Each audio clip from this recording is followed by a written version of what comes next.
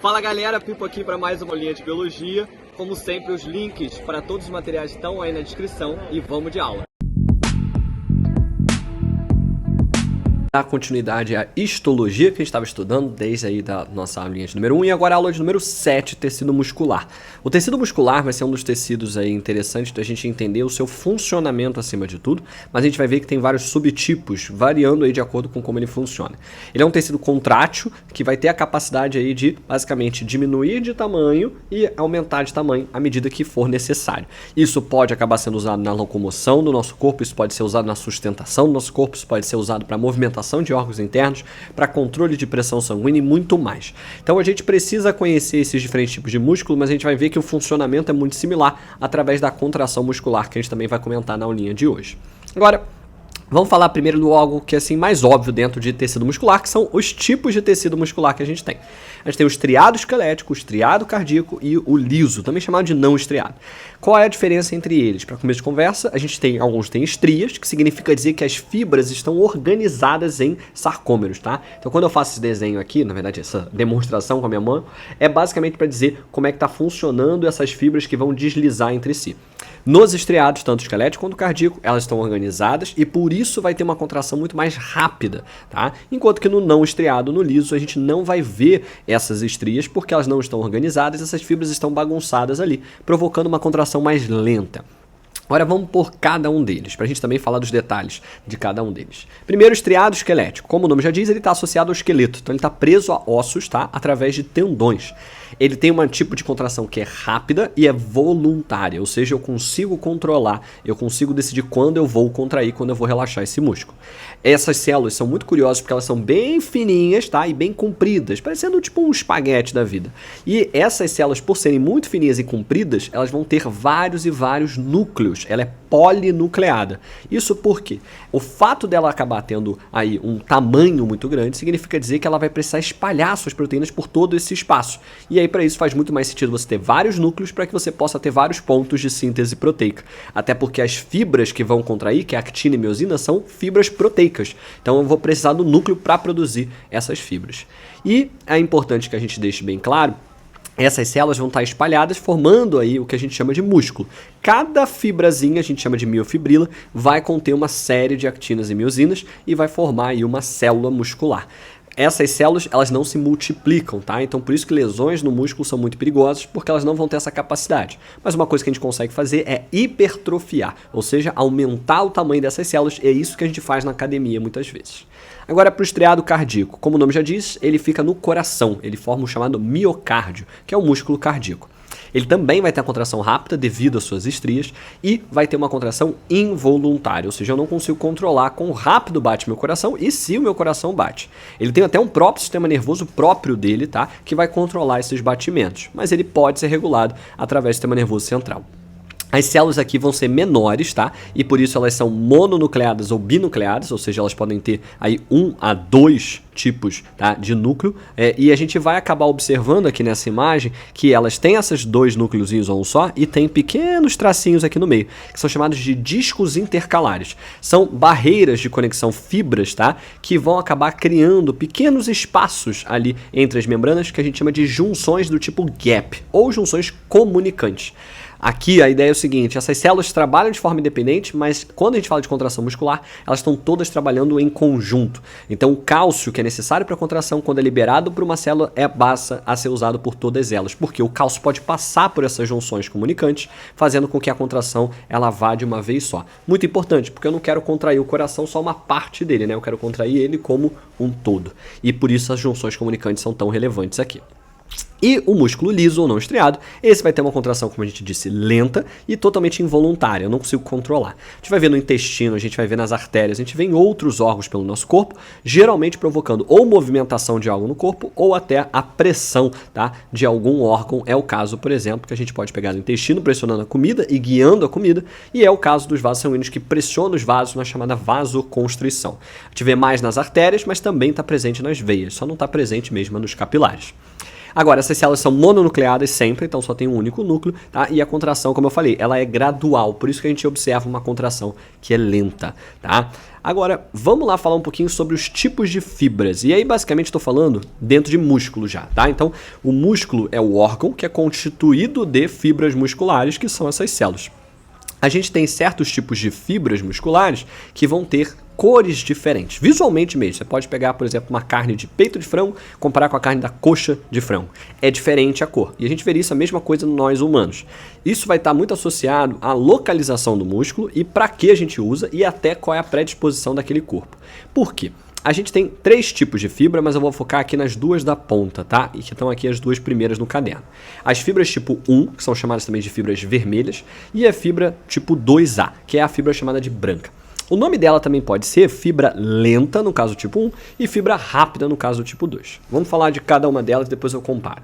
A fibra tipo 1, que é a fibra lenta, ela é mais avermelhada porque ela é lotada de mioglobina, uma proteína que é muito parecida com a hemoglobina, mas tem uma afinidade muito maior com o oxigênio, fazendo com que o oxigênio que passa por ali, ela capta, e isso faz com que esse músculo aqui, que tem essa cor avermelhada por causa da mioglobina, vai ser lotado também de oxigênio. Essas células aqui também vão ser mais ricas em mitocôndrias, fazendo com que a gente tenha aí um grande aproveitamento energético usando do oxigênio. Repare que essa fibra, então, ela vai ter mais ATP sendo produzido por glicose, só que ela depende da presença do oxigênio. Por isso o nome lenta, ou seja, como o oxigênio demora um tempinho até chegar ao músculo, eu não vou usar esse músculo aqui em atividades que sejam rápidas e curtas. Eu estou pensando no uso dela principalmente em atividades de longa duração, tá? Então aqui, por exemplo, a gente pode pegar o exemplo da maratona, ou de uma maratona aquática, ou de um triatlo, onde eu preciso do uso do músculo de forma constante. Então, se eu fosse analisar o músculo da coxa, tá, de um triatleta ou de um maratonista, eu veria um predomínio de fibras vermelhas, porque ele vai fazer uso, tá, de um exercício de longa duração, requerendo o uso de oxigênio, e por isso a fibra lotada de mioglobina. E a fibra branca, a fibra 2A? Ela vai ser uma fibra de evento rápido, tá? Então, nesse caso, ela é branca porque ela não tem muita mioglobina. Então, ela não vai depender tanto do oxigênio e a gente vai fazer mais fermentação lática. Ela tem uma ação que é rápida, porém ela é pouco eficiente. E aí, por isso, eu não vou poder usá-lo por muito tempo.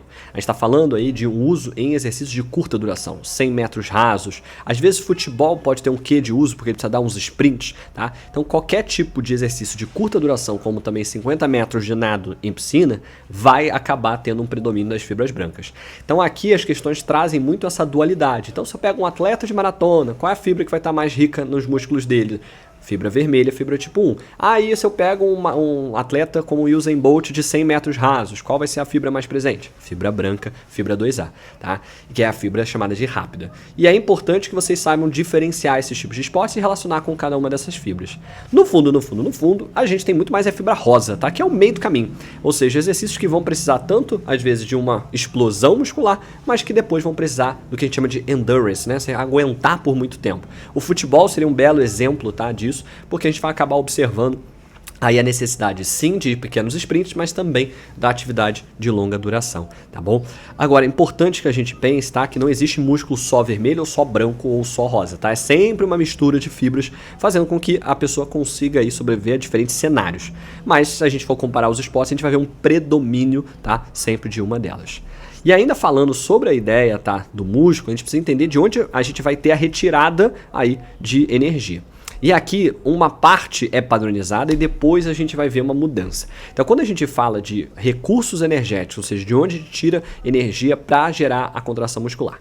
Primeiro, sempre a resposta será ATP livre. Então a gente tira o ATP que está disponível ali e eu vou usar ele de imediato. Até porque ele não precisa ser produzido, ele já está ali para mim e eu vou usar, só que acaba, porque o estoque é curto. E aí eu parto para quê? Para fosfocreatina. A fosfocreatina é basicamente uma creatina ligada a um fosfato.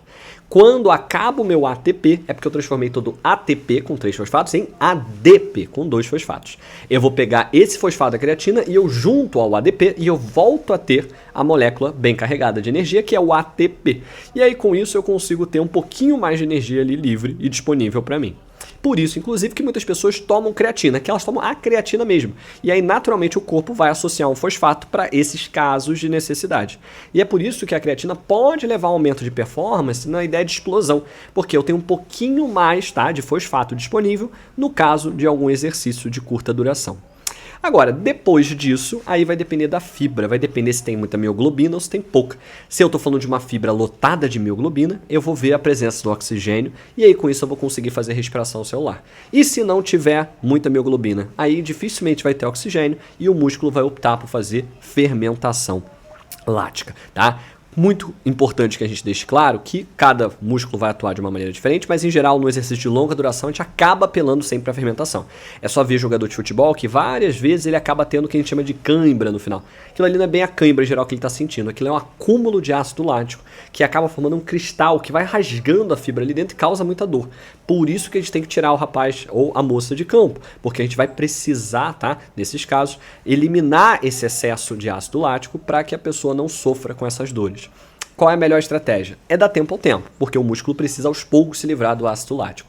O ideal, mais do que ficar parado, é você fazer um exercício muito de pouco esforço. Eu não sei se vocês já viram isso em algum esporte, foi o caso daquele tenista brasileiro famoso, João Fonseca, em que depois de jogos muito longos, ele ainda vai para a bicicleta e fica fazendo a bicicleta ergométrica ali bem de levezinho. Para que isso? É para cansar mais ele? Não, é justamente para que haja uma circulação e ajude a eliminação do ácido lático do músculo do indivíduo, tá bom? Por isso tem que ter esse cuidado sempre com a fermentação lática aí. Agora, vamos falar um pouquinho sobre o músculo esquelético em mais detalhes. Então veja que isso aqui, ó, é uma miofibrila. Então isso aqui seria uma célula muscular. Ela é comprida, como eu falei, parecendo um espaguetezinho, e ela tem vários e vários sarcômeros. Isso aqui embaixo é um sarcômero. O sarcômero é uma unidade de contração. O músculo, ele vai ter várias miofibrilas e cada miofibrila vai ter uma série de sarcômeros lado a lado, fazendo com que cada um deles deslize, diminuindo de tamanho, tá, esse sarcômero, fazendo com que o músculo contraia. E aí, por isso, a gente precisa entender que essa célula muscular, para contrair de forma rápida, ela vai precisar ser organizada. E isso vai acontecer aqui, tanto no músculo esquelético quanto no músculo cardíaco, a formação do que a gente chama de sarcômeros. Agora, como que acontece a contração muscular? A contração muscular, ela depende de cálcio e de ATP para que ela possa acontecer. Agora, o cálcio ele já vai estar armazenado, tá, na região do músculo, a gente só vai liberar ele no citoplasma quando quiser contrair, e o ATP é necessário para que haja a primeira ligação, mas ele também vai ser necessário para o relaxamento muscular.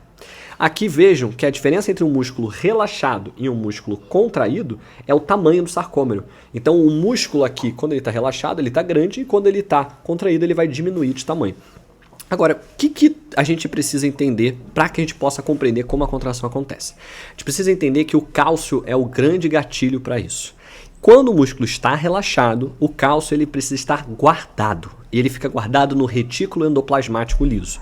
Aqui muitas vezes é chamado de retículo sarcoplasmático. Sarco vem de músculo. É a mesma coisa do que retículo endoplasmático. E aí, enquanto o cálcio está lá, a gente vai ver, tá, que esse músculo não consegue contrair porque a actina e miosina, a actina está aqui em azul, aqui está em roxinho, perdão, está aqui em rosinha, não vão estar ligados à miosina, que aqui está em roxo, aqui está em vermelho para mim. Essa ligação só vai acontecer caso eu tenha a liberação do cálcio. Mas vamos entender como isso acontece. Qual é o passo número 1? A despolarização da membrana da célula muscular. Então o neurônio precisa ser o gatilho para isso. Ele vai liberar a acetilcolina, que é o neurotransmissor que gera a contração muscular, lá na região que a gente chama de junção neuromuscular. É basicamente uma sinapse, só que em vez de ter um dendrito do outro lado daquele axônio, eu vou ter aí uma região de membrana plasmática de uma célula muscular. Essa membrana, então, sofre a despolarização com a chegada ali da acetilcolina e vai acabar fazendo com que haja uma entrada de cálcio, um influxo de cálcio, e isso gera toda uma rota para que o cálcio que esteja armazenado lá no retículo seja liberado no citoplasma, através de um caminhozinho, uns túbulos, que são chamados de túbulos T, porque eles têm esse formato, tá? Onde vai liberando e depois espalha para toda a fibra muscular. E aí o cálcio sendo liberado lá na região, tá, do nosso citoplasma, ele vai acabar encontrando a actina e miosina. Mais especificamente, ele vai encontrar a actina. Só que aqui, repara nesse desenho aqui ao lado e depois, tá, a gente precisa entender como isso vai funcionar. A actina, veja que ela tem uma fibrazinha amarela aqui próxima a ela. Essa fibra amarela é chamada de tropomiosina. A tropomiosina, ela é como se fosse uma rede protetora, ela fica enrolada, como se fosse aquelas balas lá, né, de tubinho, enrolando a actina. E a tropomiosina, ela vai se manter enrolada enquanto não houver cálcio. Agora, repara que ela tem meio que uma haste, que é chamada de troponina, tá? Ela aqui, esse ITC aqui. Caso o cálcio chegue até aqui, ela vai acabar se ligando, tá, a esse cálcio. Então, a troponina, que estava prendendo ali a actina no seu lugar, ela agora se solta da galera e vai se ligar ao cálcio. E aí, com isso, essa tropomiosina, esse fiapozinho amarelo aqui, ele que estava todo apertado, enroladinho, ele começa a esgarçar, abrir o espaço. E por que isso é impactante? Por que a actina e miosina ainda não estavam ligados? Tá vendo aqui essa região que eu estou apontando com o mouse? Essa região aqui, ela está escondida pela tropomiosina. Quando ela afrouxa, ela libera. E aqui está nesse cinza meio pintadinho. Essa região é o sítio ativo da actina. E aí, com isso, a gente pode ter a liberação do sítio ativo e aí sim ter a ligação entre actina e miosina, o que promove a contração. E aí veja que a actina, né, que está aqui, ela vai começar a deslizar, porque a miosina que estava assim, ela faz esse movimento, ó. E isso faz com que ela deslize a fibra que está ali em cima em direção a unir esse sarcômero e diminuir o espaço. Tá? Então, só para de novo deixar claro, ela está aqui na beiradinha aberta e ela empurra. Então, se a actina que está aqui em cima, ela faz esse movimento. Isso é importante deixar claro que em provas mais específicas é importante saber quem desliza sobre quem. Quem desliza é a actina sobre a miosina. Mas por que isso acontece? Porque finalmente o sítio ativo foi liberado. E isso só acontece na presença de cálcio. E também na presença de ATP. Porque esse movimento da miosina só acontece se tiver energia disponível ali na forma de ATP. Agora, e quando eu quiser relaxar? O que eu preciso fazer? Aí eu preciso fazer o oposto. Eu preciso tirar o cálcio dali.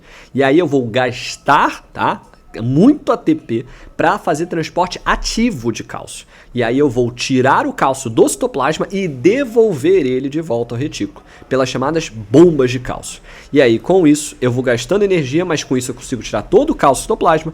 E aí, a troponina que estava presa ao cálcio se solta dela, volta a prender a actina, volta a deixá-la bem rigidazinha.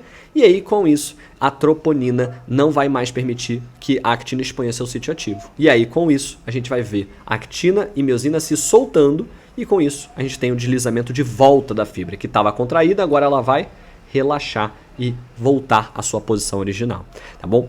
Vejam que é um processo altamente complexo, tá? E que pode aparecer numa prova discursiva, como já caiu no passado.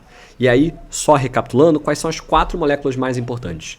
A actina e miosina, que faz a ligação, mas também a troponina, que vai se ligar ao cálcio, e a tropomiosina, que é essa que está enrolando a actina, mas que se afrouxa e permite aí a ligação da actina com a miosina na presença de cálcio. A UERJ, por exemplo, discursiva já cobrou isso, em que ela botava aonde o cálcio estava e perguntando se o músculo estava relaxado ou contraído. Se o cálcio estiver no citoplasma, a gente vai ver o músculo contraído, porque o cálcio vai se ligar à troponina e permitir a ligação, permitir a contração. Agora, se o cálcio estiver no retículo sarcoplasmático ou endoplasmático, aí a gente vai ver o músculo relaxado. Repare que então toda vez que eu contraio e relaxo o músculo, é basicamente tirar e colocar cálcio no citoplasma. Essa é a diferença. A presença ou ausência do cálcio é que consegue promover o deslizamento entre as fibras de actina e miosina, tá bom? Bom, por hoje a gente fica por aqui. Até uma próxima. Grande abraço e valeu!